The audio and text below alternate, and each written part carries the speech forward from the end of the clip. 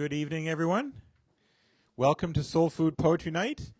Welcome to Soul Food Coffee House. Thank you for making the choice to be here, especially when there are other choices in life. We're glad you're here. Thank you. If you haven't yet signed up for our open mic reading, the sign-up sheet is right down here. And the question of the month is, who is your favorite or most inspirational woman from history? So add that to your name if you haven't already, and we'll use that to introduce you for the open mic. And you can sign up later during our break. We have our featured readers tonight, then the break, buy stuff from Soul Food, and then we'll have the open mic at the end. Our readers tonight are members of the Haiku Northwest group. It's a friendly group that meets every month here in the Seattle area, and it was founded 30 years ago. So this year the group is celebrating its 30th anniversary. So we're fortunate to have members of the group reading with us tonight. And to get us in that mood, I have a poem to read for you.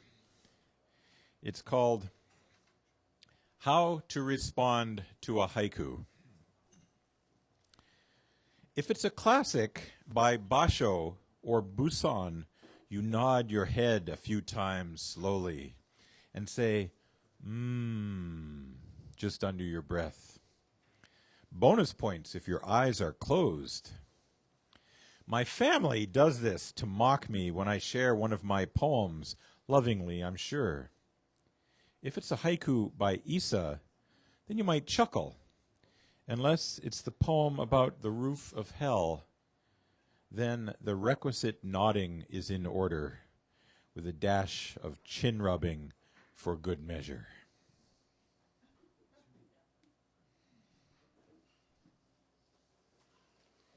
Before we begin with our featured readers, I'd like to read a few poems by Angela Terry, who's the regional coordinator for the Haiku Society of America for this region. And she's not able to be here tonight, but I thought it would be nice to share 5 of her haiku. She lives in Lake Forest Park, and she started writing haiku in 2004, and her work has been published in many journals and anthologies in many countries. And as I mentioned, she serves as the regional coordinator for the Haiku Society of America. So here are 5 of her haiku. Flood tide.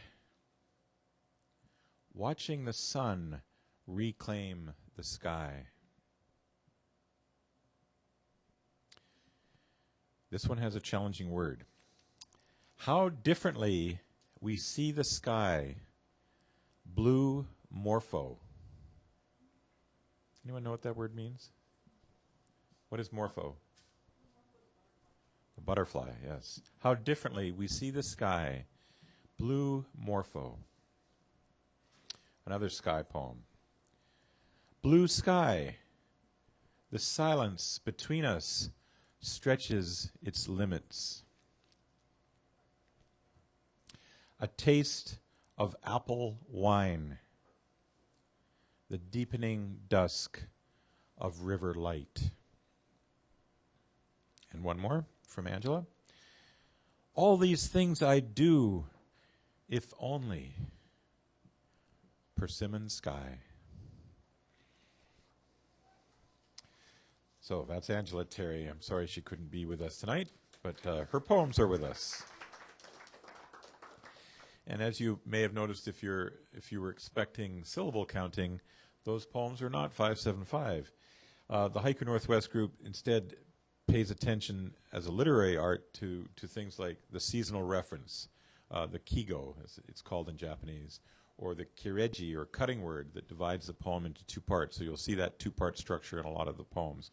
They'll pay attention to objective imagery rather than too much judgment or analysis. So they may be very different from what you see on Pinterest or elsewhere on the internet. There's not a whole lot of syllable counting going on, and that's a whole nother discussion. We will see a variety of poems tonight from a variety of readers. We have 8 readers, and the first one is Taryn Campbell, and this is a bit about Taryn. Taryn is a genderqueer poet, ecofeminist, Zen activist, and reprobate.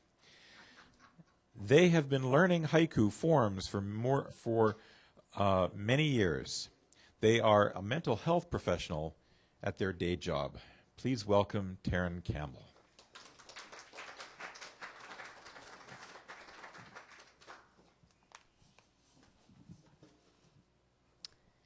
So my person that I'm remembering right now is Marsha P. Johnson, as far as someone who has been influential in my life. Marsha was one of the transgender women of color who was at Stonewall, who actually stood up to the police and fought back. It was one of the first times that queer people, after being beaten and oppressed for, I don't know, beginning of time, actually stood up to the cops and started the queer rights movement in the United States. So I'm going to read some oldies, hopefully they're goodies, and then I'll move on to some more recent ones. Afternoon zazen, a fly paces the window pane. Night train whistle, taking me back to childhood. Street kid jug band, everything pierced but the dog. Cedar snag, even in brokenness, beauty. Walk signals chirp, a chickadee atop the traffic light. These are some more recent ones.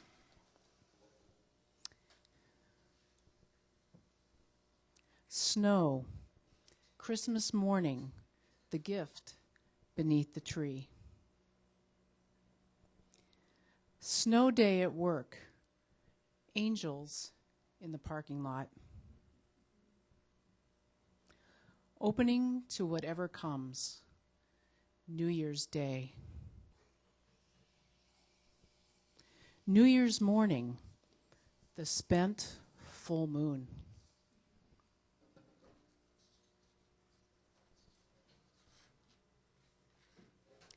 Christmas merrymaking, snow people on every corner.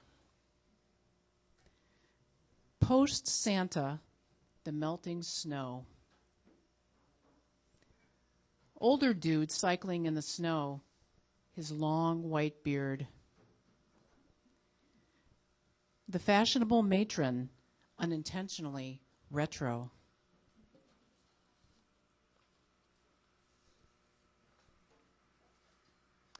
In the bus tunnel, the He-Man with Hello Kitty headphones.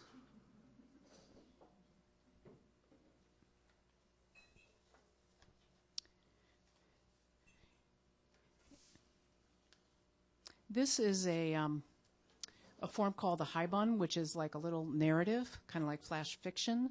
And then, depending on how long it is, there are haiku either inserted or at the end. And this one is called Proselytizing. And it really fits in this place, believe me. In the 70s, they were at airports on the West Coast, hawking their Nag Champa incense. When I flew into San Francisco International from Ohio, 10 days after graduating from high school, they were in the terminal with their shaved heads, bright saffron robes, and painted third eyes, dancing around and drumming, Hare Krishna, Hare Krishna, Hare Krishna, Hare Rama. White boys who had abandoned polite American society to hang out at the International Society for Krishna Consciousness Temple with its free vegetarian feasts on Sunday afternoons.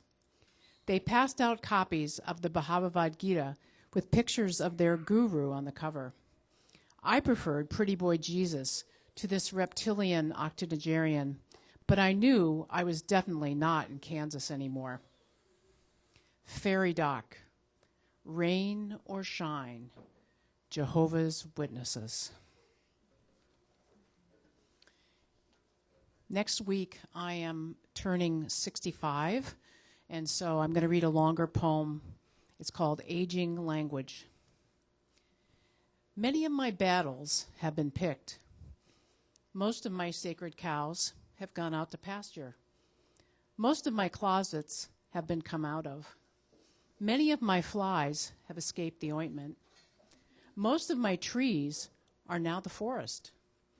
Many of my cats are out of the bag. Most of my water is under the bridge. Many of my paddles are up the creek. Many of my ships have passed in the night. Most of my rubber has hit the road. Many of my old dogs have learned new tricks. Most of my straws are the last ones. Many of my chases have been cut to. Most of my dead horses are no longer beaten. Many of my dogs don't bark up the wrong tree. Most of me is not between a rock and a hard place. Many of my molehills are no longer mountains. Most spilled milk I rarely cry over. Many of my eggs are all in one basket. Most of my actions speak louder than words. Many of my chickens have been counted. Most of the blood has been squeezed from my turnips. Most of the wool has been pulled from my eyes. Euphemisms are disappearing. Many wonderful words are being ignored. Translucent language and I fading gladly.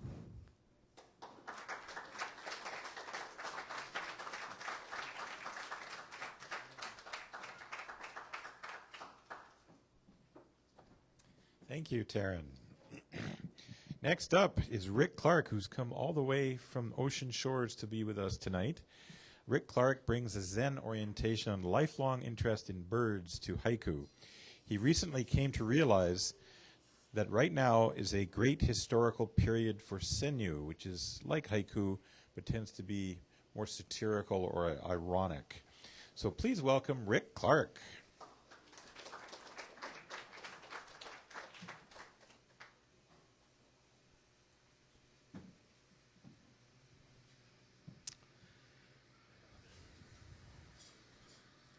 My favorite woman from history recently has been Phoebe Apperson Hearst. My great-grandfather, I found out through a lot of research, worked for her as a bookkeeper. And she took all that money that George Hearst made from mining and handed it out to people who needed it, Berkeley, etc. She was something else. Her son, on the other hand, came along and spent a lot of it on a lot of crazy stuff.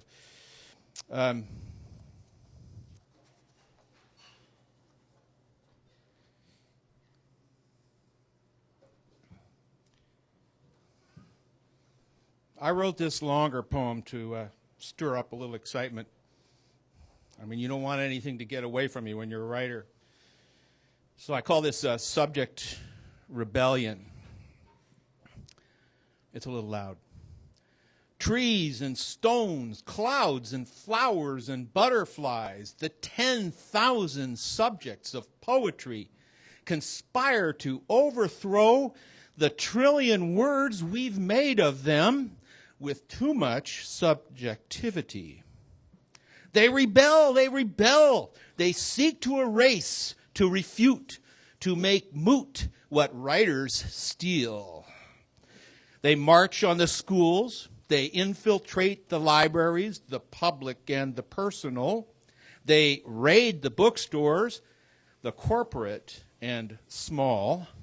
They slash and burn 1 billion pages. They silence the literary roar. Even now, that great subject, love, torches in a heap every word we've ever written about it, so only the love remains. Only the love remains. Poets, essayists, and novelists, arise. Arise. Take up your arms of pens and pads and keyboards. The subjects rebel. Alive. Alive.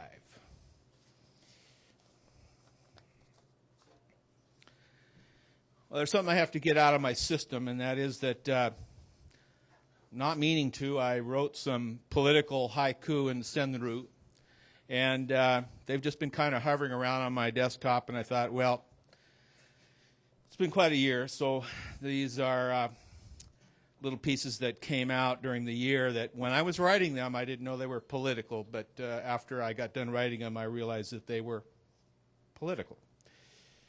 And I'll write them more or less in the order that they came through the last year or two. Delicately chooses a cookie, reformed bully. So much talk of guns, I find all his doors unlocked in the dead of night. Businessman brother, still the family's best card house builder. Confiding in me, the banker's glasses splitting his eyes. The clear plastic bag visiting the homeless man's feet, drifting on. Now it gets a little thick. Courageous crows strafing the imperious American eagle. Slyly, the eagle inches back in the spruce's heron rookery. In the mallard world, too, the drakes guffawing in tight circles. Some of you will recognize this one. Freedom March Rally. A crow runs a hawk off the public commons. Two eagles circle the freedom marchers setting out from sacred ground.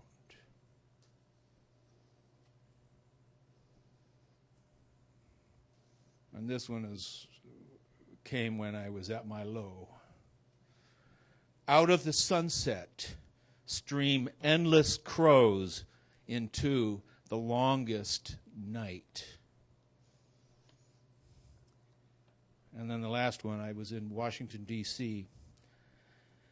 Acorns and gravel gathering in a corner of the Capitol.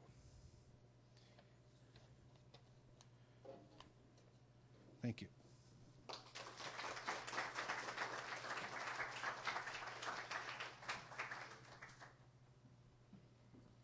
Thank you, Rick. Rick also has a haiku and senyu book here, Bug-Eyed and Bird-Brained, and a memoir of travels to India. So please check those out at the break.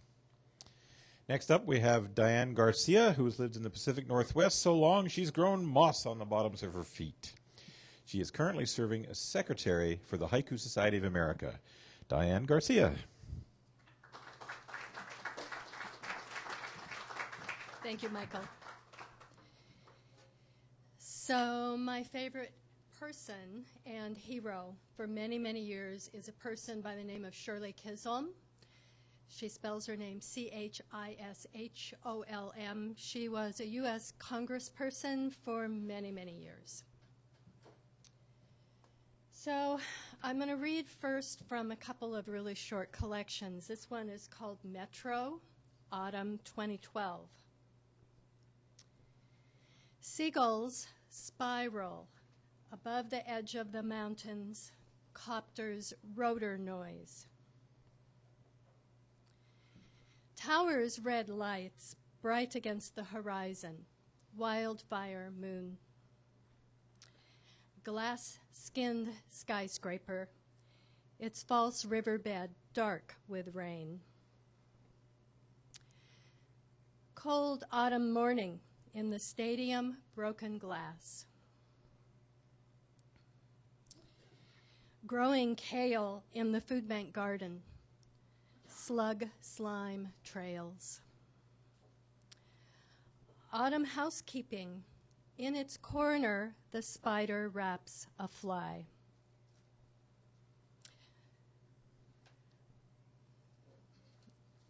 And this particular one is pollinator pathway. Low voices rift on the sound of rainfall, rattle of leaves. A lift of shale, frog song, and response. A downward splash White ink on black tempera, the carrot gone to seed. The security camera pans the sky, round August moon. Your hand cups a bit of fossil, white water. I'm going to read from a book that I put together. I'll talk a little bit about how I happened to write the book. I retired now 8 years ago. I was an attorney. I am recovering. The last case I handled involved the theft of 365,000 people's data from a set of medical records. And it was one of the first cases that was publicly reported. We had decided we needed to let people know it was going on so that they could protect themselves. That was 10% of the state of Oregon, which is the health system where the data was lost. I talked to 10% of those folks directly, personally, on the phone. So you can imagine I heard a lot of stories, and the more I listened, the more I thought, you know, this is financial data. This is your name, and maybe your date of birth, maybe your social security number, but that's it. It's not who you are. So out of that, as I started thinking about what it means to be a person and what our own self-identity means, I wrote a book called Identity Affidavit. And you file an identity affidavit when someone is using your personal information for some bad reason, like the phone call I got the other day from the insurance company because someone had rear-ended someone else and given them my name and phone number. Okay.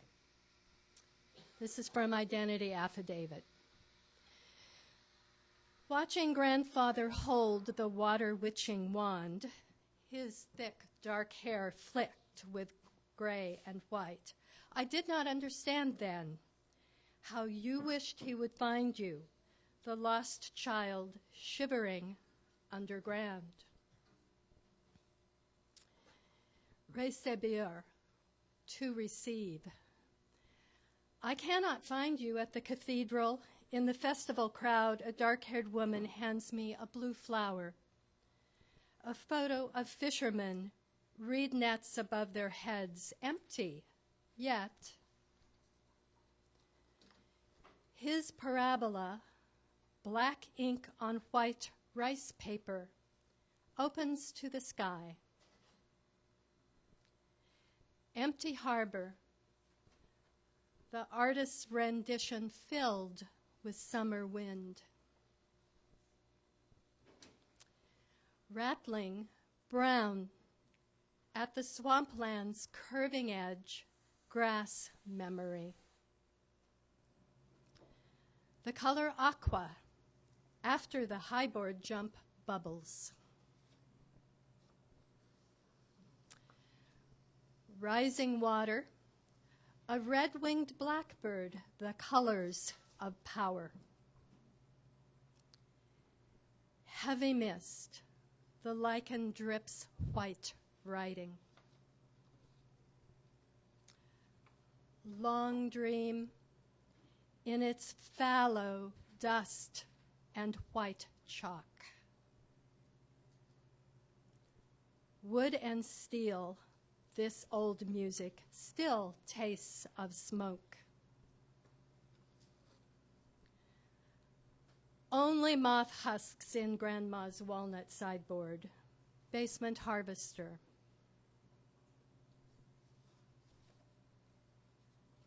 Steep grade, the screech of a hawk. Reflections in the plaza doors, 6 pieces of a yellow truck. Contemplar, to contemplate. Our pilot's announcement lost in static. The map and the sky are white. But next to the desert flows the blue sea, a haze, garbage burn and cast of mountain shadow, the place where I started. Planes 5 minutes apart, at the runway's end, a broken blue egg. Brown bird, a twitter, marks its way with the rhythms, my path at my feet.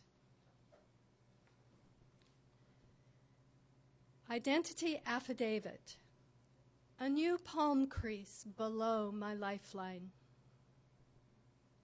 The crow names what I am.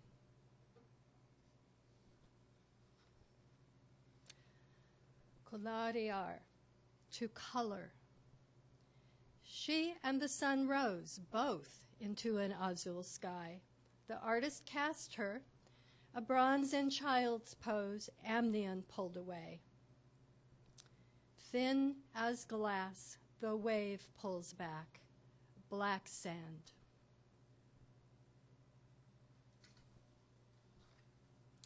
Marks of a chisel, in the quarry, our lives together. Both drawn with one breath, nursing child. My baby finds his belly button, dandelion days. Long-limbed children swimming in the dark pool, hydromedusae. Shells white whorl, the rest sand. Labyrinth, the snail cuts across.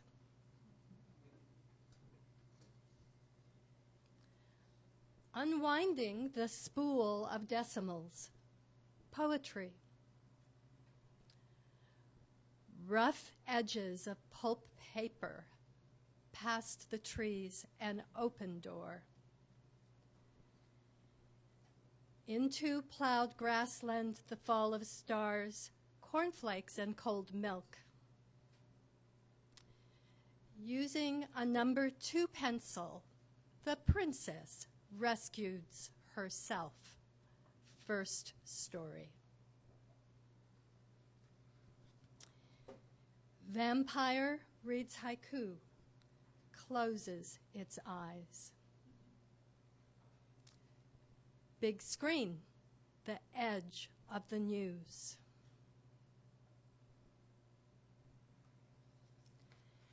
Yet another mulberry, the same lesson, ambiguity. Memory dropping that final Y. Waiting room window, I trace the ribs of light. When is blue the color of peony? A fading sky.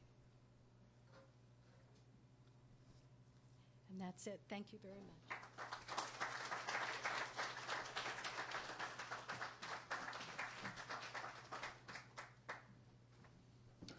Thank you, Diane, and thank you for your service to the Haiku Society of America and our local group here, too. Next up, we have Roy Kindleberger, who is a children's author and poet, and he has published a middle grade novel called Broken Bridges.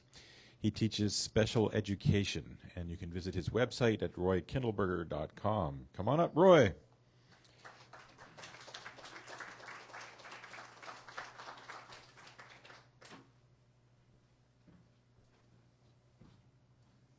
Good evening. I was trying to think of a title for this because I like titles, and I was thinking of the novel that Michael mentioned, and I went with Building Bridges, just connections. And the first poem I wrote was at a writer's conference. Ellen Hopkins, a young adult novelist, writes in verse, very good writer, and I wrote it down. I was too chicken to share it, so I guess I'll share it 9 years later. And it was me visualizing myself as a 3-year-old. Ocean waves sweep the shore. I dig alone.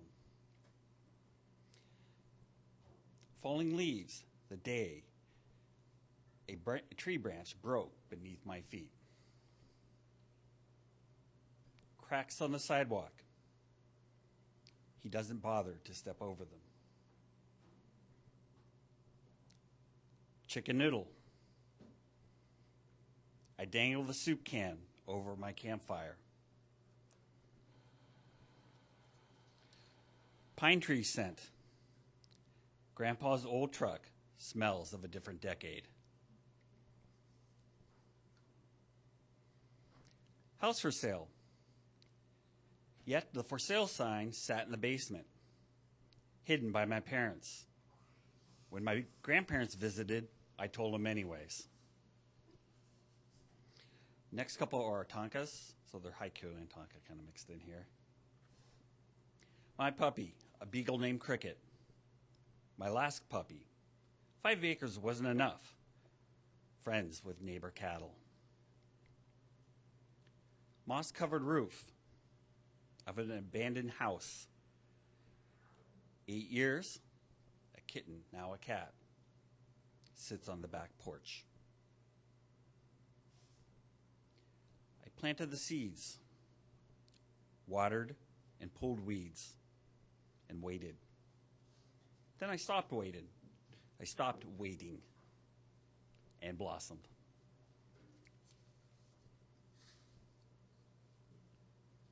Train ride. He hopped aboard without a ticket to ride.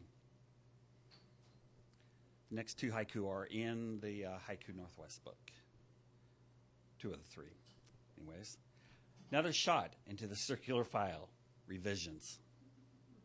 I don't like that file.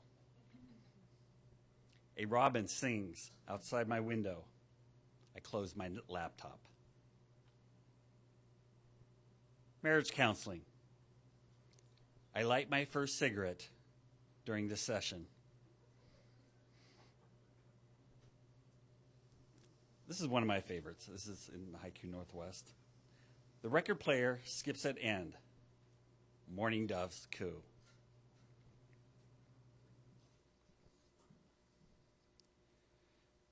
Christmas snow. Just days before return to school, the jukebox plays an unknown song during our first dance. A phone call. Message left years before. Birthday wishes come true without the question. 44 years, almost my whole life in school. I'm 46. A gloomy day, gazing past clouds toward the far-off mountains. Think to myself, I could write that. I could live there.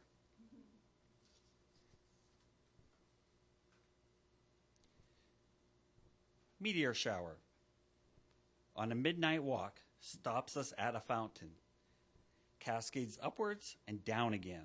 There's always more.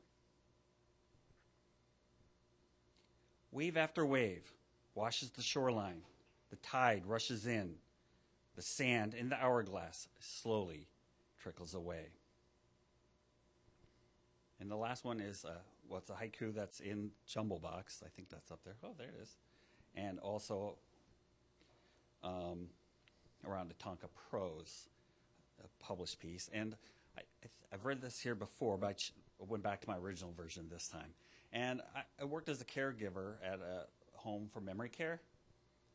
And this one gentleman, he was on hospice, on morphine, on his last days. And I remember I sat, after my shift, I sat with his wife in the room with him. And this poem kind of came out that night. And he actually passed away the next day. But I didn't actually find out till Friday. And I guess that's kind of sadly, that's the life of working that sort of job. But it's also very inspiring. Lots of stories for another time, but I'll share this story. The way, the circle he paces at the home. I found a man with his hands in his face, defeated, a former teacher. Now in his late 70s, his Alzheimer's progresses rapidly, along with other health concerns. A list. He has trouble communicating his needs. But this is clear as he sits on a bench. Clear he's emotionally exhausted. I go over and sit next to him. Silently, I put my arms around his shoulder. Death's door opens wider each day, a new journey. He still walks forward, yet seems forever in reverse. In closing with Rocky Shore, the footprints that couldn't be found. Thanks, everyone.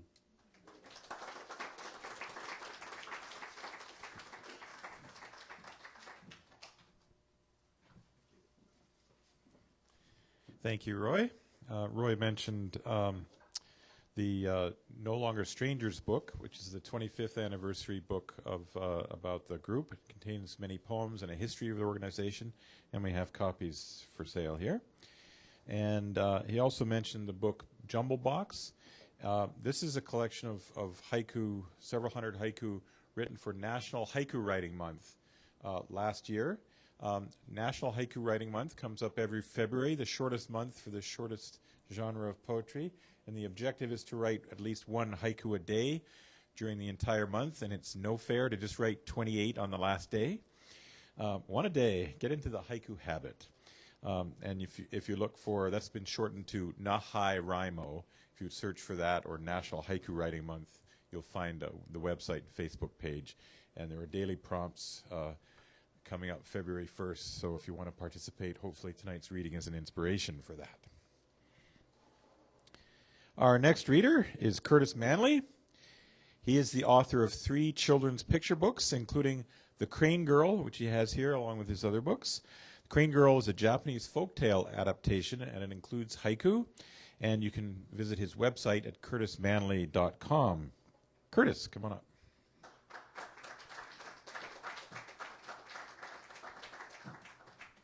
Thank you.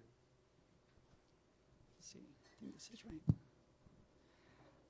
I'm going to do something just a bit different and read a collection of haiku about cats, and then a sequence of haiku, and then a longer poem. So I grew up with cats in the house, and since my wife and I got married, we've had 3 different cats. And these are just some of the haiku I've written about them over the years. Window open a crack, the cat's nose. Unfamiliar bird song, when I whistle it, the cat sits up. After my cough, the cat's eyes slowly closing. A rat in the gutter, the cat and I listen. The purring subsides. Now it's the cat who's asleep. Typing with one hand, the cat's warm weight on the other. Slower and slower, I follow the black cat into the dark room. Bedtime, I switch off the cat's eyes. And so this now, No More Cats. This is a sequence of haiku that I wrote at the Seebeck Conference Center on Hood Canal several years ago. And the sequence has a title. It's At the Edge of the Woods. Losing the thread of the lecture. Tree frog song. A break in the program. I slip out alone. Hush of the forest. The tiny bush tits' constant chatter. overgrown trail.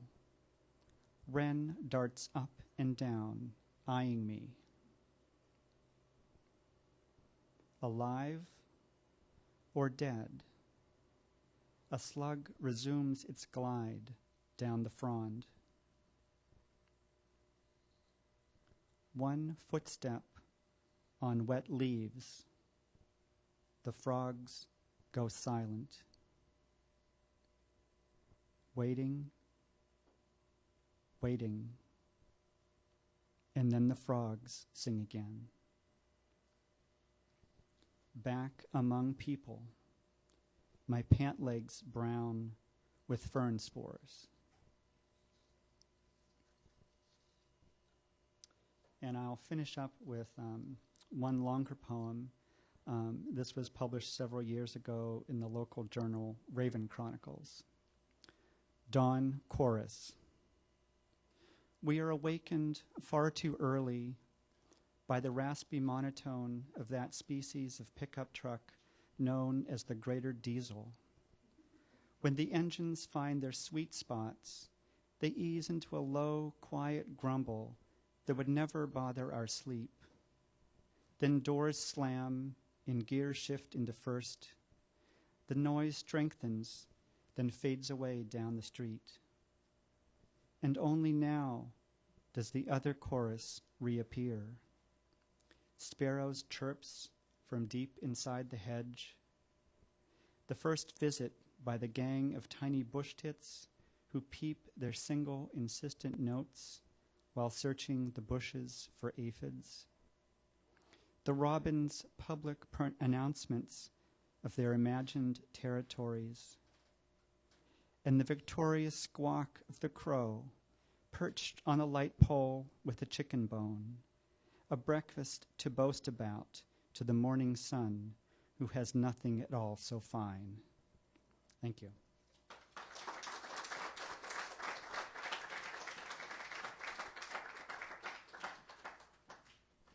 Thank you, Curtis. Curtis mentioned CBEC. Haiku Northwest has an annual retreat called the CBEC Haiku Getaway every October, and we had 50-some people for that last year, and it's a great weekend full of presentations and readings and workshops. Next up is Tanya McDonald, and for many years she helped me curate the Soul Food Poetry Night, and I'm glad she's back again tonight. She is known for her love of chickens, haiku, and tea, and probably in that order. She is vice president of Haiku Northwest, and her alter ego is a novelist. Tanya, come on up.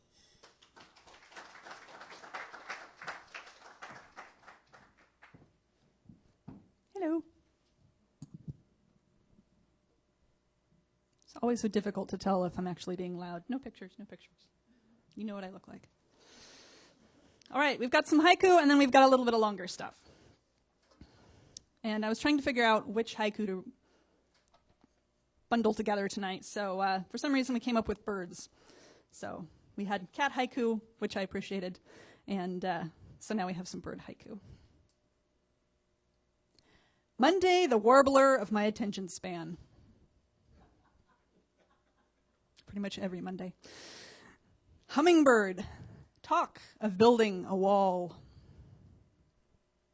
Ornamental maple, more chickadees than leaves. Cello solo, the owls in my bones. The stand of alders, new with crows. Cloudless sky, from the jay's beak, the hawk's cry. Lazuli bunting, this longing for a home-cooked meal. And last February we went to Hawaii, and Valentine's Day we went birding in Hakalau National Forest, which you have to actually go with a guide because it's very hard to get into anymore. So here are a couple from there. You will probably not recognize the bird names. Sliced papaya in a green glazed bowl, a Papani song. As if its name could summon it, Akia Pola'au. And they are, Akia Pola'au are about the color of your beautiful yellow sweatshirt, or your shirt. That's about the color of these birds. They're splendid. Distant forest fire. The tanager we only hear. How to spell the nuthatch's call. Delivery truck in reverse. Crossing the double yellow line, the vulture's shadow. Heron in flight. The rowing coach claps out a rhythm. Finch song. Sunlight rides a feather to the ground.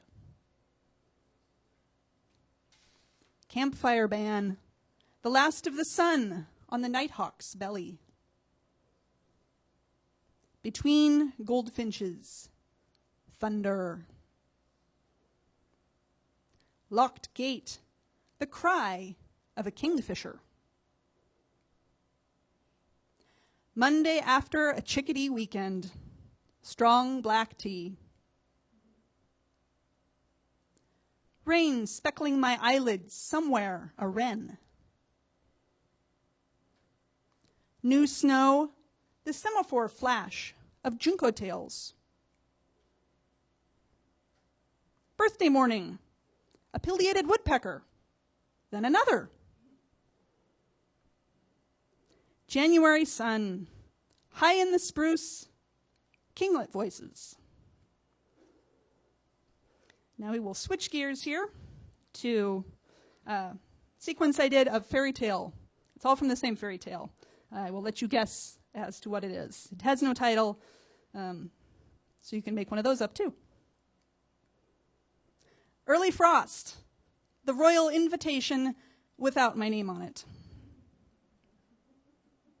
Scouring the kitchen floor, the company of one red leaf. Powder and perfume, my stepsisters practice their curtsies. Departing carriage, an owl sails over the pumpkin patch.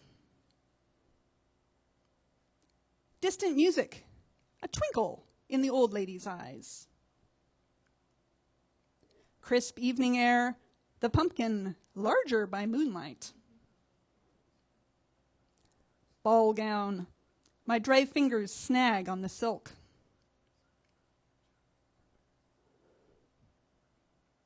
Whispering people, hi, how are you doing? Alone in the carriage, the faint scent of pumpkin. Swirling violins, the weight of these glass slippers. Sudden trumpets, the way the prince looks at me. Our fifth waltz, a smudge on one of his buttons. A blister on my heel, the strike of midnight. Broken spiderweb, the shoe I left behind. Fading embers, music from the ball still in my head. Any guesses? Any guesses? Audience participation, come on. Call out. There we go, thank you, thank you. Making sure you guys are still awake. It's so hard to tell because we have the bright lights down here and I can see a few faces, but otherwise, and I can hear Michelle laughing, so. Alrighty, and now for a couple of longer poems. I don't know if anyone's actually heard this one before, so I get to be kind of repetitive after a while. This is my take on an Eduardo C. Corral poem called Self-Portrait with Tumbling and Lasso. And look it up on the Poetry Foundation website. It is an amazing poem. I don't quite do it justice, but I sure had fun trying. This is Self-Portrait with Starlings and Downpour. I'm syrup and rainbow. I'm spell check and kettle. I'm untying the laces of the meadowlark in my throat. In one hand, an arrowhead, in the other, an hourglass. I'm bending the light around the birthmark in my armpit. I'm cascading sideways, ink smudged, a bandit. My breasts a detour, my nipples erasers. I'm leftovers and acne. I'm verdigris undone. Pull the e-brake and I'm scarlet, a siren, all fingers and loam. My knee is quicksand, my ankle a switchboard. I'm climbing into tombs, I'm taking no prisoners. When I open my mouth, starlings escape, a collective twilight redacted. I'm rotary telephone. I'm tailgate. I'm radio silence. Give me a deadline and watch it go platinum. On a scale of 1 to 10, my pain is a mockingbird. I'm fixing the race. I'm giving up names. My ribcage is forecasting a downpour. I'm unicorn horned and binocular. Every pen stroke a cello, every keystroke a J. I'm halfway electric. I'm lockpicking dancer on the top of your dresser. My heartbeat an encore. My wrists a one-lane bridge. I'm mapping the stars, freckling my thighs. I'm fishnet. I'm flicker and fishnet, the last exit before Monday. Everything I touch is apple. I'm raining down hard. I'm taking the corners like a kingfisher's cry. I'm under the radar. I'm trespass and strut. I'm undressing without passport or license. I'm calling down owls. I'm coming out tonight. I'm buying the next round with my teeth. Thank you.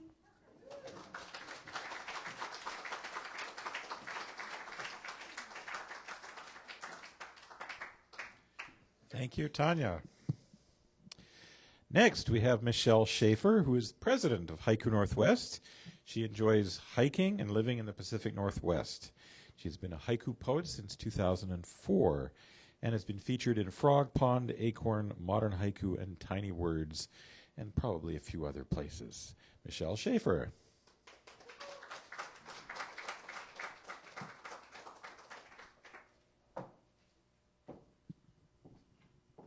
Good evening, happy poets. I heard earlier people were giving shout outs to women. I don't know what that was, but I'll just give a shout out to Maya Angelou and Still I Rise and Still I Rise. Okay, I'm going to read a section of haiku that are seasonal, and I'm going to go through the different seasons. And I'm going to do like a little prose intro for each section. Winter is a time to introspect, a time for thoughts to begin and accusations to end. It is a time to put to rest the things that have been harbored. It is a chance for wounds to heal. It is a time to get your soul in order, a time to let things end naturally. Winter maple. The branches snag a cloud and then let it go. The dark entry of the birdhouse. Winter solitude. A hard-boiled egg shapes my hand. Winter morning. Thin winter air. The hair left behind in the brush. Deep snow. We sleep to the sound of white noise. The last of the rain. A few grains of rice rattle in the bag. Day drizzle. I scrub the rainbow inside the pot. Autumn is a time for rest, for stretching out limbs and breathing deep. It is a time to be thankful and a time to witness the bounty of color. It is a time to be kind to nature and a time to give back to the one that has given. It is time for all things to reach out and flow. Autumn deep. The return of Bordeaux red. Autumn twilight. The boarded up window of the treehouse. First Nation, the passing on of salmon to river. Acorns dropping, his cane barely tips the ground. Autumn trees, I borrow my neighbor's view. The fat cat sits halfway home. Squash blossoms. Enough space between crows. Autumn sun. Now, summer is a time to be confident and bold. It is a time to build up strength and endurance, a time to share love and laughter, a time to be adventurous and daring, to try new things, let go of fear, and kiss the moon. Wild yarrow, the grass trapped beneath my feet. Mayfly season, the bird untangles the worm. Heat lightning, the sound of white corn being husked. Summer evening, we look for the stars that fell. Between sun and shadow, the grass and the hopper become one. In and out before my next breath, kingfisher. Fishermen casting nets after sunset, the remaining sky. Drifting clouds, the old folks sipping wine. A little more eyeliner before bed, full moon.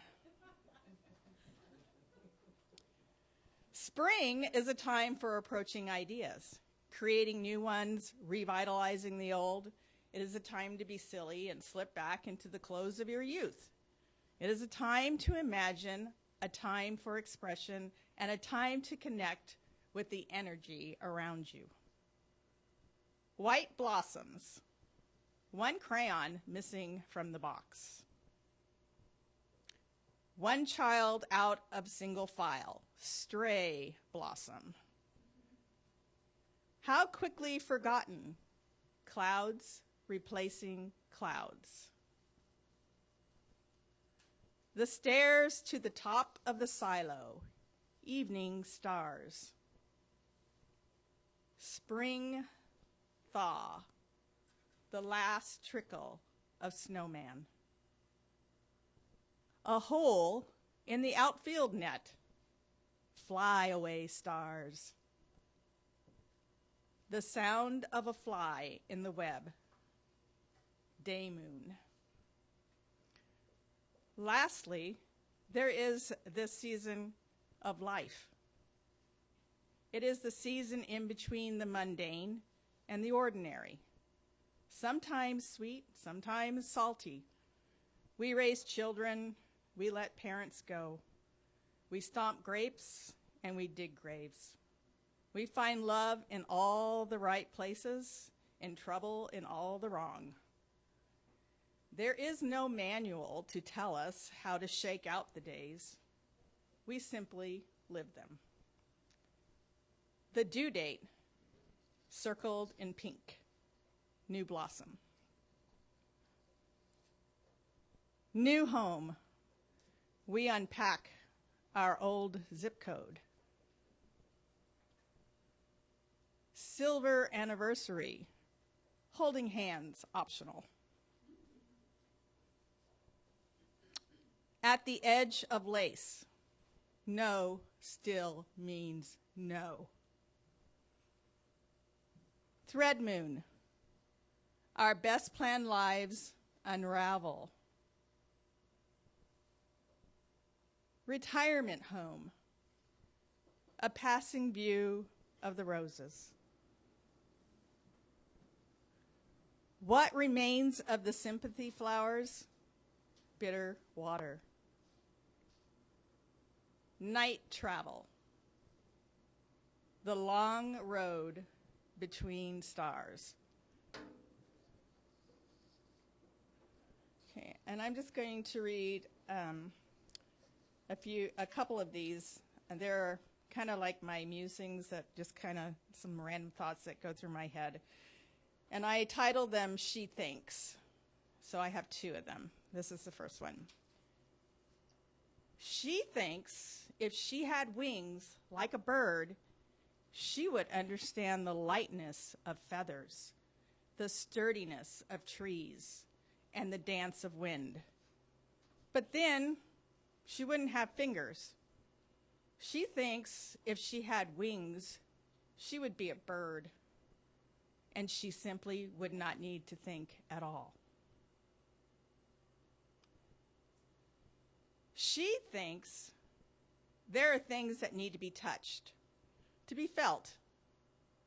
Pebbles, goose feathers, the hallowed small of an old person's back. She thinks she would be able to touch without hands, without a smile, with a word of acknowledgement, some token of kindness. She wonders at the size of her fingers and hands, and she thinks that most people have hands that are just too small to feel anything at all. Let's all be kind to one another. Thank you.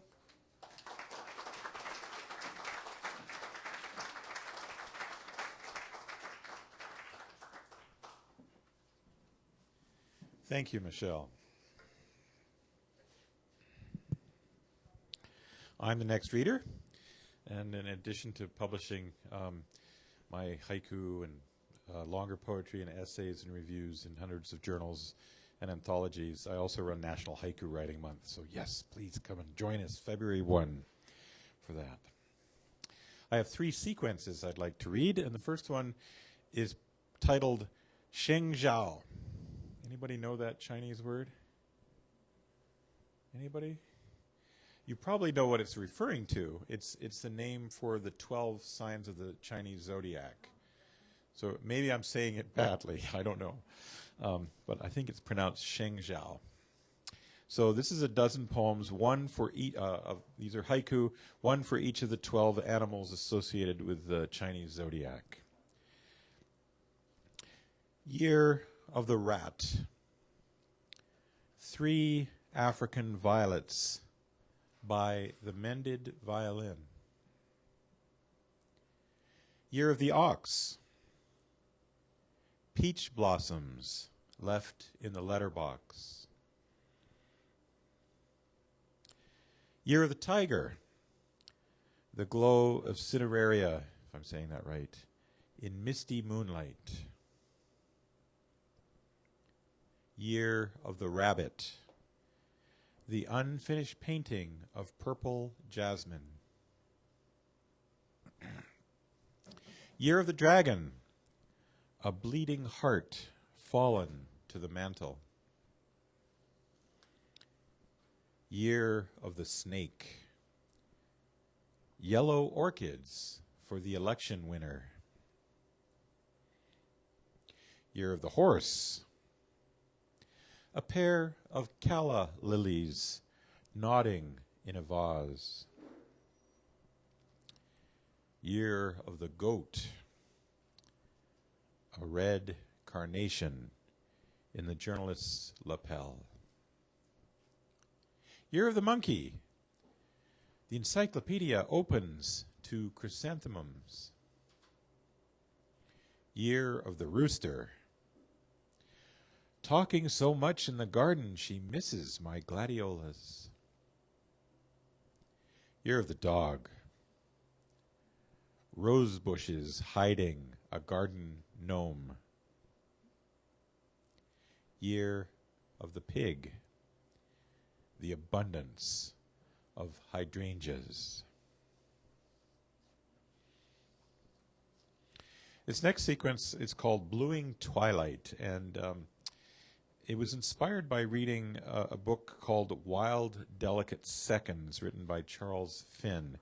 And he means seconds of time, short moments, where he had delicate interactions with a variety of wildlife. And they're short little prose pieces where he just describes an interaction with something in Alaska or the Pacific Northwest that he experienced. And so I wrote these poems, these haiku, in response to his stories.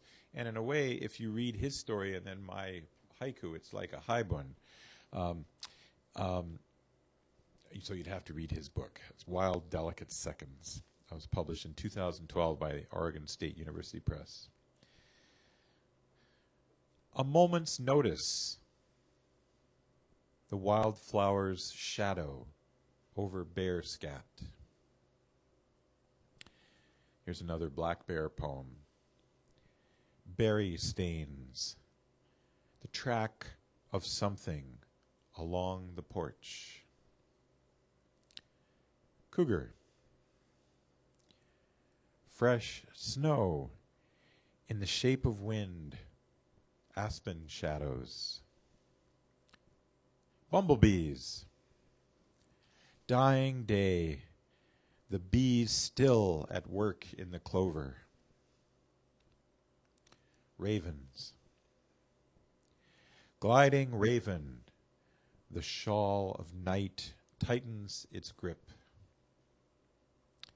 Red fox.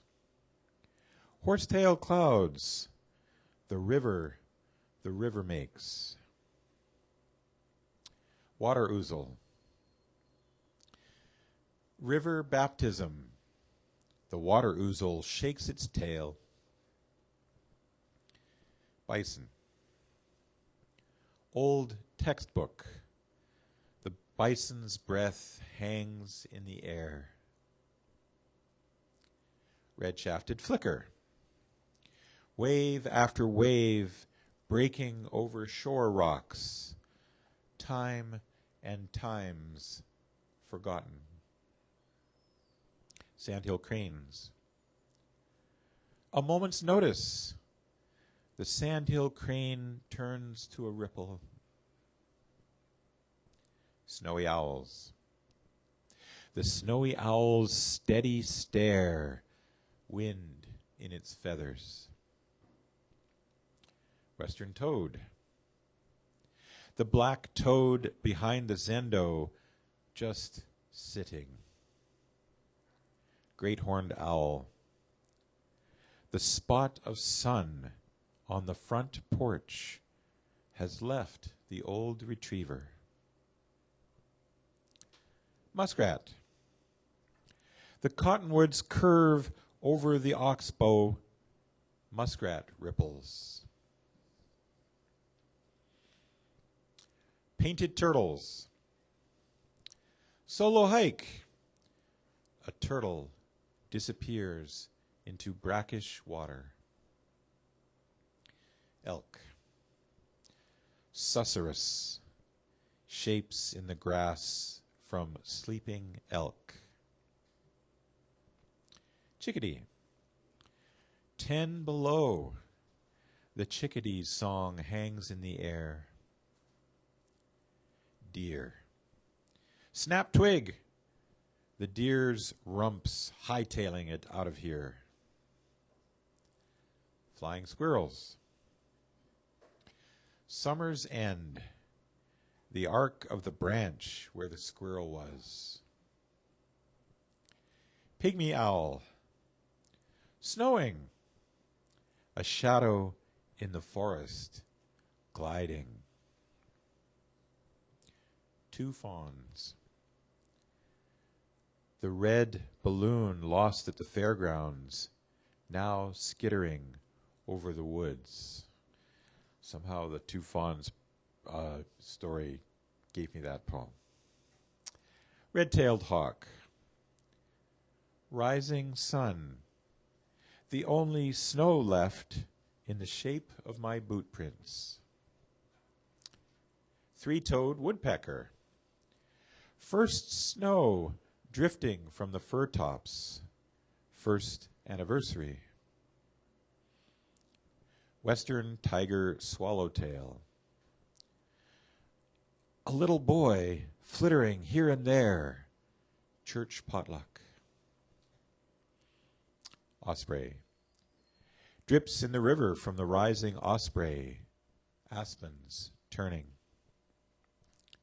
Mountain goats. Clouds at the ridgeline.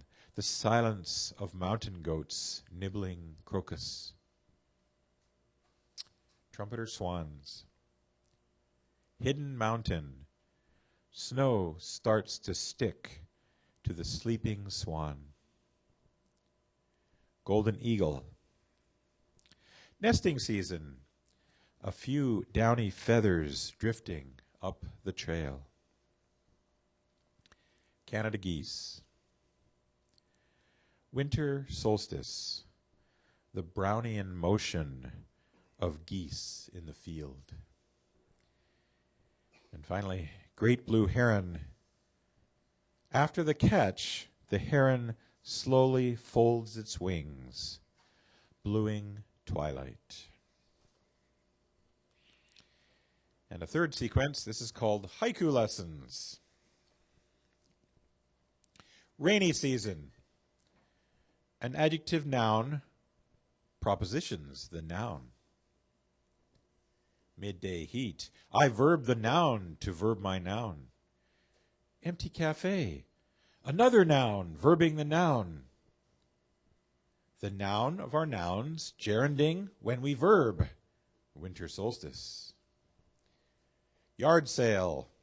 Noun enough now to verb my noun. Equinox. The noun of nouns under the noun. Winter night. Fragment with verb.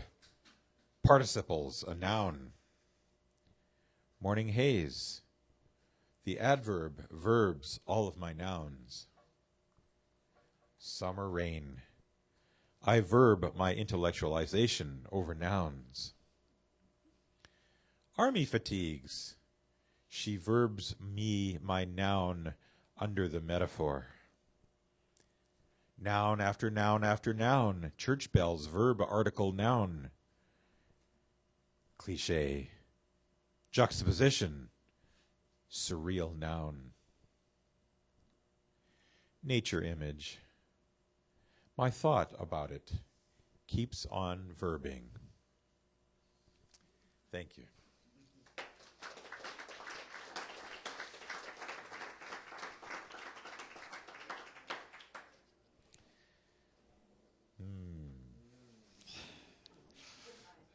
Oh, with eyes closed, yes.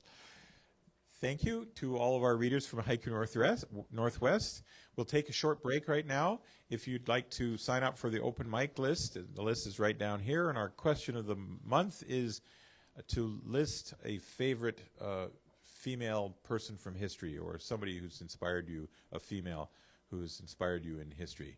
And I'll use that to introduce you for the open mic. And yes, you can still sign up if you haven't already. Thanks again to our readers, and please buy something from Soul Food, and we'll start up again in a few minutes. Thank you.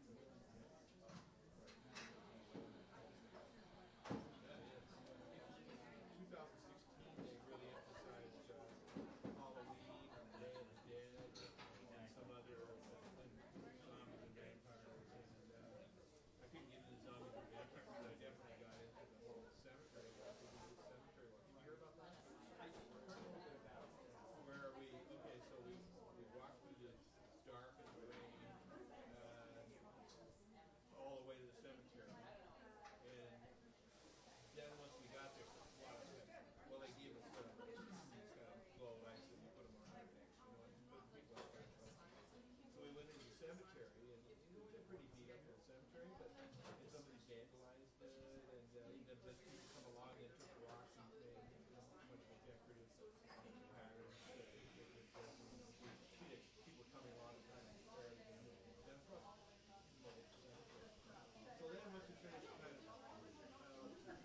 poking around in the stones, then we went back outside the tent and then we stood in the circle. And then standing in the circle, all of a sudden this heat starts coming out of forest, out there away, down the hill. And I knew it was.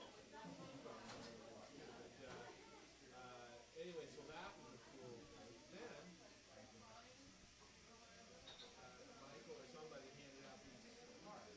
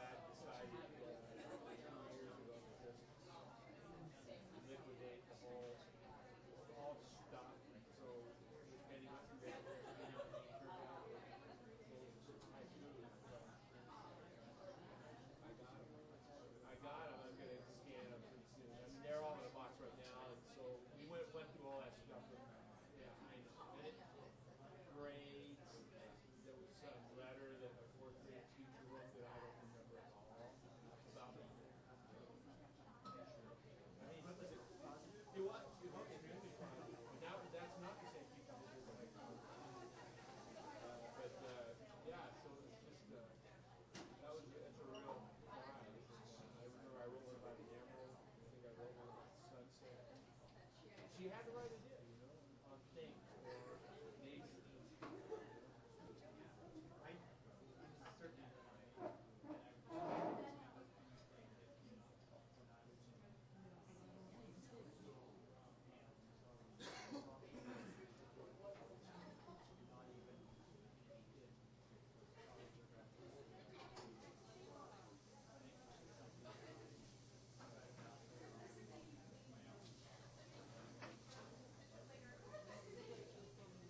certainly you obviously pay close attention to the details, you know, around your nature.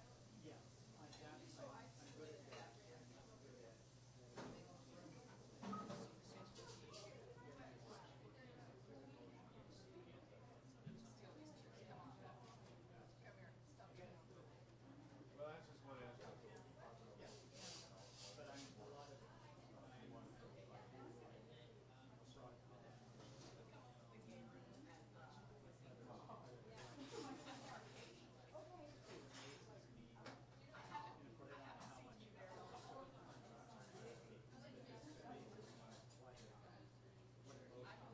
just one aspect of possible. Or you can develop it. Yeah. I always worry about that too because I always felt like the bulk of my haiku was chassé, you know, painting with drawings of nature.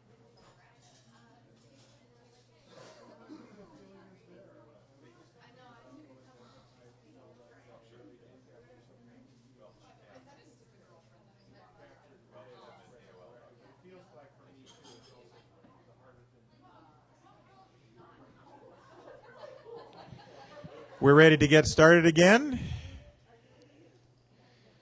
Soul Food Poetry Night, Part 2, with our illustrious open mic.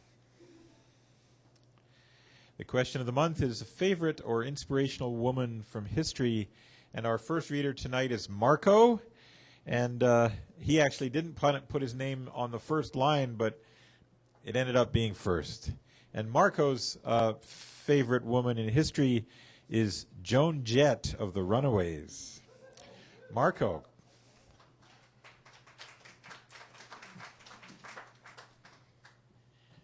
I think my intro will be longer than my poem, but Joan Jett was back in like the late 70s or early 80s. I was living in California and going up to Hollywood every weekend, chasing bands around. And Joan Jett and the Runaways was the first real, at least in my time, real all-woman band that they actually played their instruments and were musicians. And they played some kick-ass rock and roll. And then Joan Jett, of course, went on for an amazing solo career that's still continuing. And so they broke some molds back then. I have one poem. Normally my creative expression comes through spoken word stories, but I was inspired to write a poem recently, so I thought I'd come and share it. This is called Extreme Close-Up. I love movies.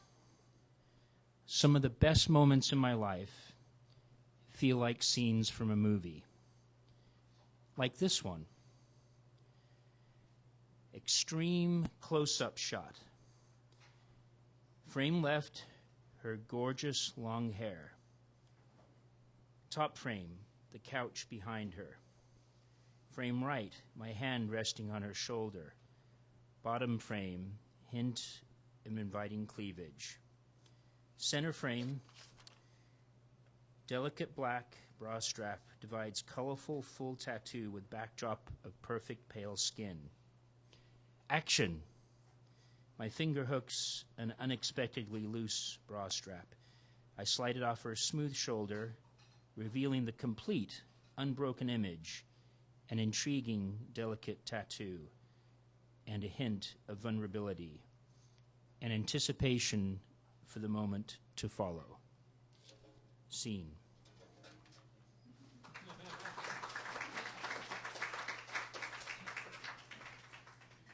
Thank you, Marco. Write more poems.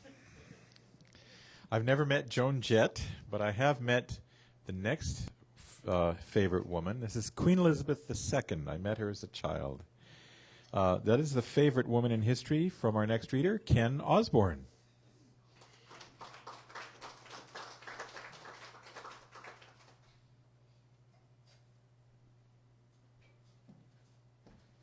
only because I'm English. She's been in the public eye for what, 70 odd years? Maintained her reputation. How many celebrities can you say that about these days? So I'm impressed.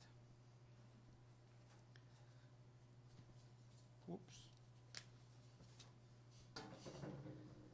This poem is called Rise Lantern Festival, Punjabi Desert. Paper lanterns seed the sky with hope, curtain the curve of space like fireflies, speckling the milky ways of remembering. Ghostly, glowing eyes of the departed ascend to conflicting afterworlds that confound our perception of peace. Souls snatched by swollen rivers, charred by fierce forest fires, shredded by salvos of hate, of children flayed by bombs, all float from our consciousness into a silent sanctuary that dampens the desolation of distress. We come to celebrate. We come to pray, see spirits born by paper prisms rise like a jewel veil from the anguished embers of loss. We come to grieve.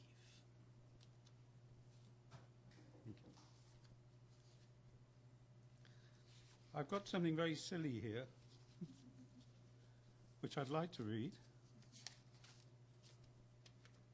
So let's see. It's called The B to Z of Holes. Okay. Does a drill make a bit hole? Critters need a crit hole. Accountants need a D hole. Athletes have a fit hole.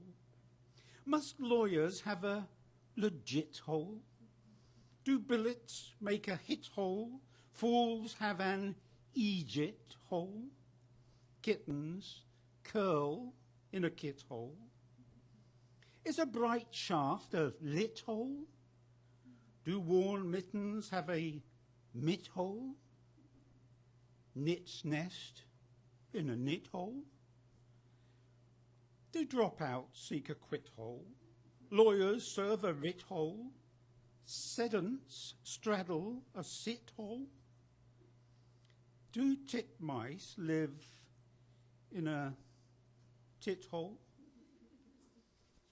Are vitamins gulped by a vit hole? Must poets keep raiding the wit hole? And are there black heads in a zit hole? The president says holes are houses, and he's twittering off on a roll. But we know that the White House is just an unblackened white hole.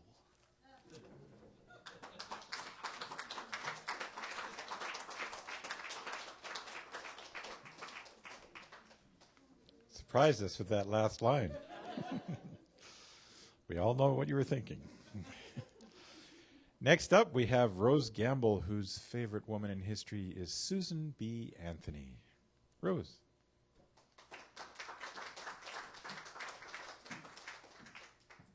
Yeah, I like the way she biked all around and just did what she felt called to do. She was awesome. How many other people have to read? I don't know how many poems. Okay. Let's see.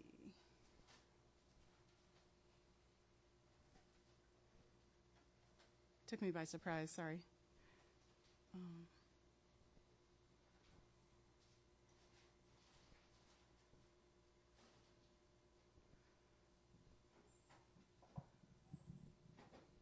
Okay. Okay, this poem is called Reviving Ophelia, A History of Popular Music. And some of you probably know of the book called Reviving Ophelia, Saving the Selves of Adolescent Girls. And it's about how a girl goes from being a child to being a woman, and how she can get lost along the way, and how she is found. So, Reviving Ophelia, A History of Popular Music. I am phobic about popular music. How did I turn from cloistered Oral Roberts youth to this? A mother panicked over Katy Perry's cleavage. Lowering the shades when Taylor Swift asks the fella over there with the hella good hair to come on over, baby, and shake, shake, shake. The shakedown started the summer of '78. Stereo West grand opening. Live radio broadcast, free hot dogs, all that. The first girl to show up in a bikini wins tickets to the Cars.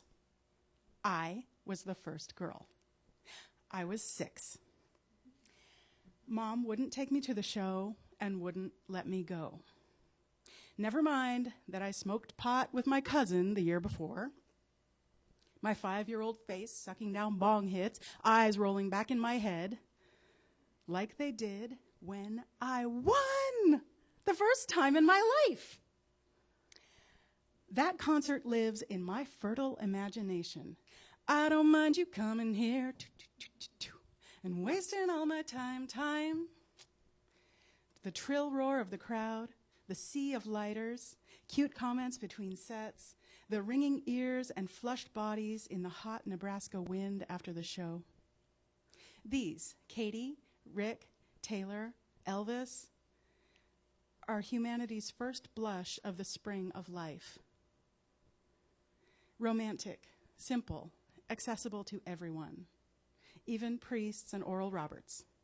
From what I've heard, they sing love ditties just like the rest of us. So the black cloud of burning, backward masking records can blow over. The many smoke clouds of my youth can blow over. My first radio was a garage sale find, yellowed plastic with woolen mesh over the speakers. I tuned in Hello by Lionel Richie and felt lovers longing since time eternal. I bopped out to Cyndi Lauper, informing us that some boys take a beautiful girl and hide her away from the rest of the world. And the Thompson twins, Hold Me Now. Ophelia steps out in her finest, lurching for Hamlet, groaning in lover's despair. I will not tell that girl to get thee to a nunnery. Get thee to a concert hall where you can dance it all out. Shout, shout, let it all out. Get thee to an open mic night right here. Studio, a theater. Try on a schizophrenic array of faces and settle into your own. Get thee to the streets of New York City, Amsterdam, Paris, where Jesus walks with the punks and says, "Come to me like little children."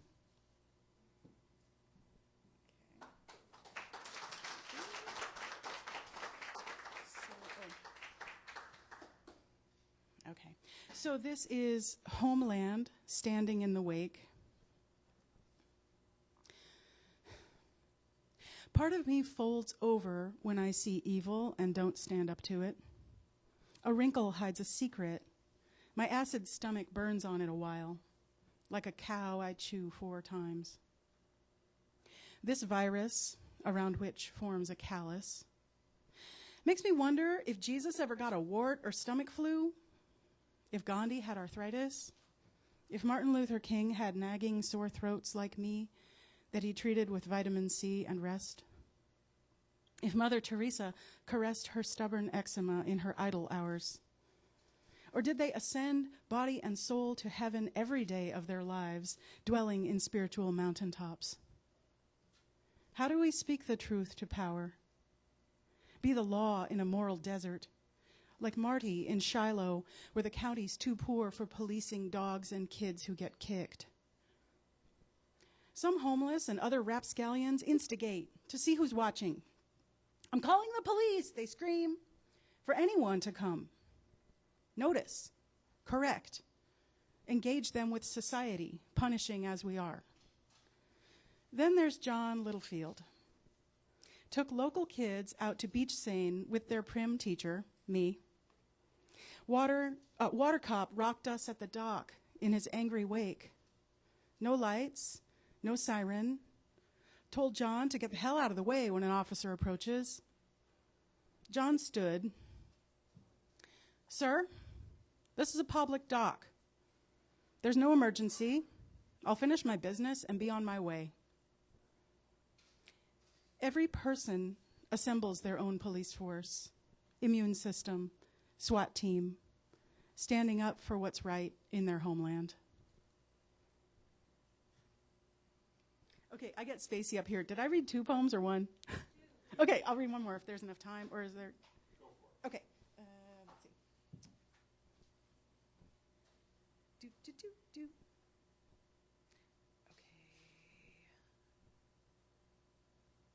What was the other one I was going to read?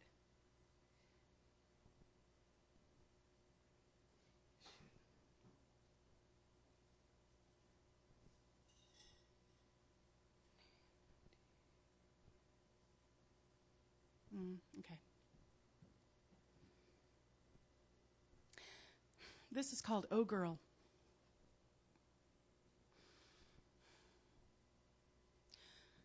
Oh, girl. Her eyes held me and would not let go. I tried to move on to other things, ask after her trip to Mexico, but her brows knitted together a sister love sweater, wrapped around me in the cold, held me up, a firm staff, when I faltered. Her long braids weren't afraid for me. Samson's hair held strength beyond measure for this girl.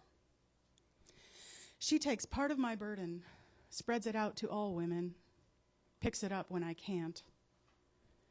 Muscles flaccid, bones all broken, tendons melted, hair floating on the surface of the broth.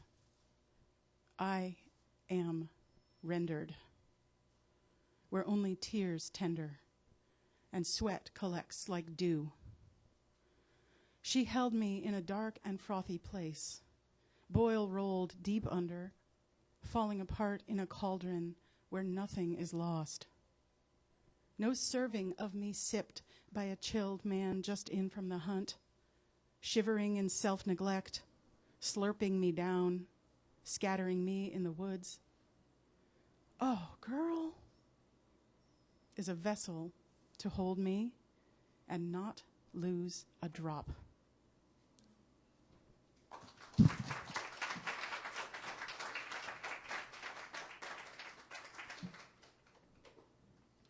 Thank you, Rose. Before I forget, I would like to invite you to some upcoming events from the Redmond Association of Spoken Word.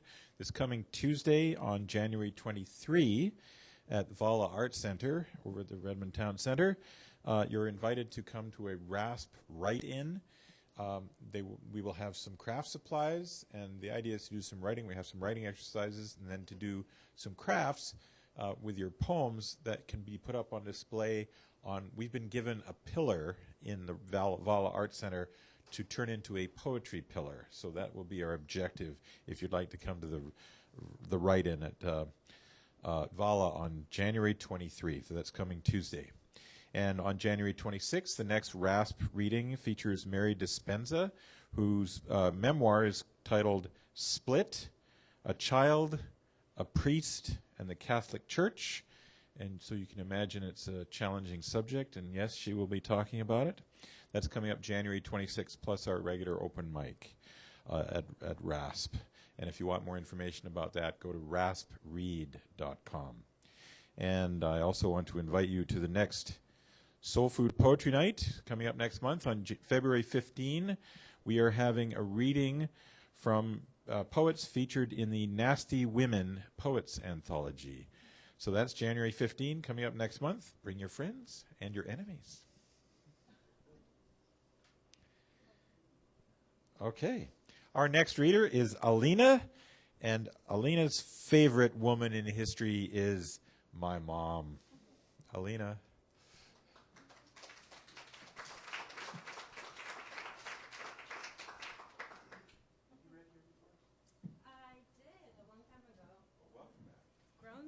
much. Yeah, last time I came here was about like 6 years ago before I moved to LA. And I came back tonight and I was like, oh shit, this place has grown. Like, none of the stores were there. It's just crazy. It blew my mind. It's awesome. I'm happy to see that.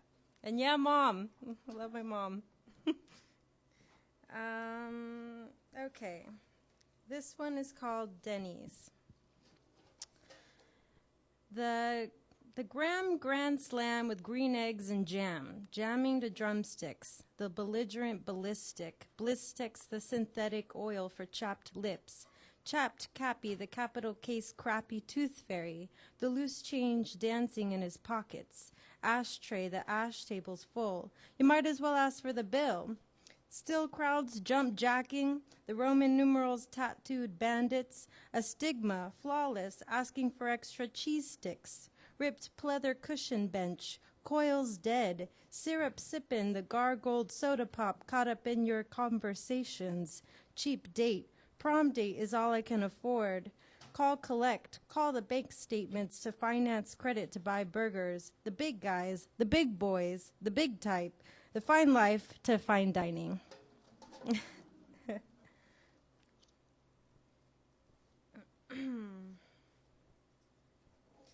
And this one's called One Order of Poetry, Please.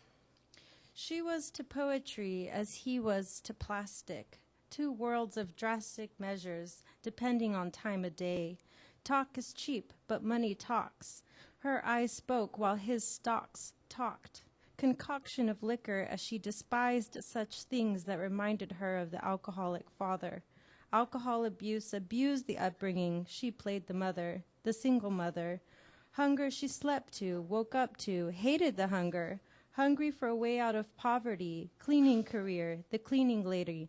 Another Maria spent on training wheels, melted rubber, rubbed off numbers on the watch, clocks, address, and ID. Identification almost lost. So who was she? One word, poetry. Her elegance, her speech so eloquent, Spanish even, Spanish especially. Her touch, embodiment of poetry, cursive curls, long, luscious curls. The love in her eyes, for she only looked at those she loved, soft as silky silk, secreting love, for love was only secreted to those she knew, until the Jones came into scene, the Mr. Jones, I presume. Thanks, guys.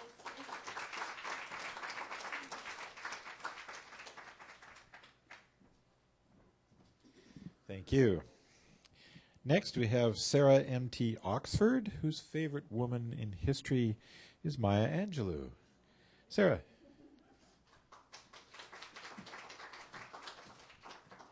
I confess I was inspired by your mention of her earlier, and I felt pleased and honored that I had the opportunity to see her read and speak at UW before translating on. So I just wanted to celebrate that a little bit more tonight. There's too many great women to really pick from. But anyway, so I have a little brief trio of poems that I wanted to share with you guys today. And so last month was my first time reading poetry since I was like 7 in front of people. So that was, thank you, very exciting. To do that, I chose a couple that were about when I shaved my head this year. So for this month, I was like, what am I going to do? And this whole past year has been a lot about transformation and therapy, and poetry is its own form of therapy for me. And I'm getting ready to go abroad to Europe for 2 weeks for work on Sunday, and I'm super anxious about it. So these somehow just sort of encapsulate all of that in one. First one, called Planning for Failure. I plan for failure without realizing it. I'm already ready for when I fail, because obviously it's going to happen. It's already happening. It's always happening. I'm always failing. When I wake up, I've already failed. When I step out into the world, I'm stepping out of failure. I have a blockage from actually engaging in plans for a successful future. Successful futures aren't an actual potential. They can be discussed in theory, strategies devised, implementation plans created. But when reality comes to be, Denial looms large, masking me from settling into the love of success, the love of all that is the way it is. So, thank you. So my second one, again on the theme of therapy, I've had at least a couple exes, so getting through some good, healthy processing of that. So this healthy choices. And this is also about a newer relationship. But anyway, healthy choices. My barber consultation was uber quick. I finished and considered grabbing the happy hour beer and bite next door. Then I thought to check Greg's schedule to see when he taught tonight. Next lesson was at 6:15. It was shortly after 5. I checked traffic. I could potentially get home shortly before 6. I could see him for a moment. But I'd planned on going to the store first before going home. But I could see him for a moment. Then I could go to the store. Doesn't that make sense? Because I need to see him whenever I can, as much as possible, no matter what that does to my plans. Every moment with him is worth that sacrifice because that's what matters. But that just wasn't feeling right. I really kind of wanted to sit for a few minutes, drink a beer, and write some poetry, sit and ponder shit. But I could see him for a few minutes. But then I'd have to go back out to the store, and I'm not sure exactly how much time we'd have together, and maybe he's in the middle of things. But I could see him for a few minutes. But I'm going to see him tonight for quality time, and I'd really like to sit and have that beer, especially since I didn't have time before the barber consultation because calling the bank took longer than expected. But I could see him for a few minutes. So what? Why? What kind of quality would that have? I mean, of course, it would be amazing quality because we're amazing, and all the time we spend together is golden. So why sacrifice my groove, my plans, for some idea that I need to see him whenever possible? Have I no faith in the universe? Do I believe I must scrape and claw for every possible moment with him? Because I know they will all be ripped away in a moment. But if that's true, don't I want quality memories to carry me over when he's gone? Sometimes I see people eating alone, and I want to smile really big at them. I hope they're like me, and eating alone out of convenience and comfort. I hope they have a happy, warm community enriching their lives and existences. I hope they're happy. I chose to stick with my plan. I chose to go grab that beer and those chicken skewers. The skewers are rather disappointing. I chose to sit and take time for myself. I trust in our existences, that he will always be there for me when needed, that I need not sacrifice to spend time with him, that I need not scrape, claw, and panic to ensure I'm spending enough time with him. His interest won't fade. It won't be deterred by some thought that I care less about him because I chose time for myself over potential time with him. I didn't even tell him about the choice until I read him this poem.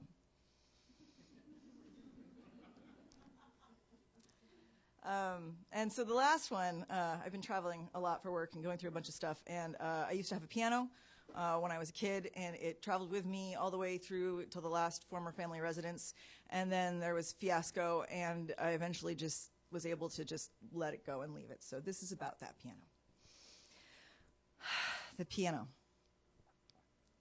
The piano was a gateway, a gift of freedom, a path to self-realization. It allowed me to stand up to my father and say, "Fuck you, you won't control me." It gave me my voice. It channeled myself into music. It carried me to you. The piano provided me an opportunity to venture into a messy endeavor, have it turn messy, and survive while once again standing up for myself.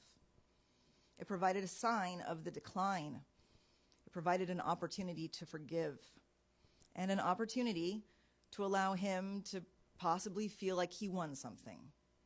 Another gift I'm happy to give. For I know I've already won everything, and I know my winning need not shrink anyone else's delight, glory, and sense of satisfaction, sense of winning. We can all win. We are all winners. We can all share the glory, the victory. There need not be defeat.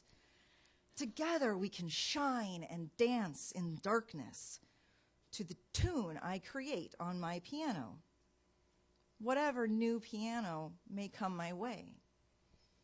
For that is the nature of this set of random dots, connection, and perspective, the sense of an ever-changing journey, something that brings in new experiences before taking them away. But they are never taken away. They still exist there. The here, where you were when you experienced them, where you felt them. There is only memories. The experience exists in perpetuity in its own fleeting here. I've come to enjoy writing poetry on planes. The confined experience of travel and time, physical constraints providing a freedom of spirit and body, connecting continents and counties, forever here while as we travel from there to there. This collection of words provides a marker for that experience, creates a reference for this here when we are there, the soon-to-be here, when we want to look back and reflect on our memories, relive those infinitely existing experiences. There will be new pianos. There will be new songs. And forever, that piano will have provided me the experiences, gifts, and gateways it did, plus closure. It provided me a sense of closure. Thank you.